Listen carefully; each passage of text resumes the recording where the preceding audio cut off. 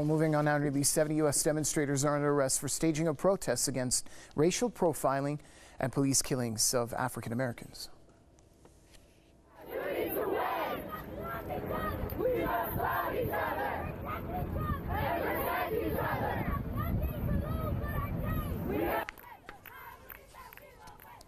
Well, the protesters had gathered outside a meeting of police chiefs in the city of Chicago in Illinois. Several protesters reportedly chained themselves together to disrupt an annual convention of police chiefs from across the U.S. The rally was organized by anti-police brutality and black activist groups. An increase in unlawful arrests and the killings of black people in recent years has sparked campaigns against police brutality and racial profiling. Earlier, we were joined by our New York correspondent, Caleb Maupin. Here's what he told us about the level of support for the Rise Up October movement in the U.S.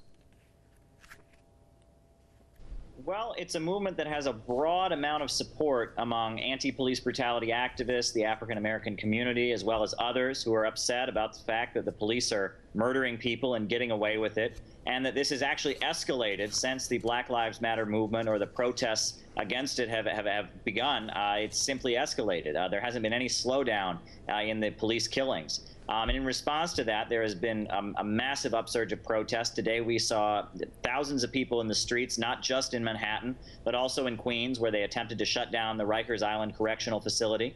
So this was a huge outpouring, and it was supported by many celebrities. Dr. Cornel West, who's a very famous academic here in the United States, was key in calling the demonstration. And then we saw that Quentin Tarantino, the famous screenwriter from the United States, also attended the demonstration and voiced his support. And from the reports that I've seen, all the demonstrators had nothing but support as they were going through Manhattan. People were, supporting them, honking their cars. People were joining the demonstration, had no idea that it was happening, and then joined it.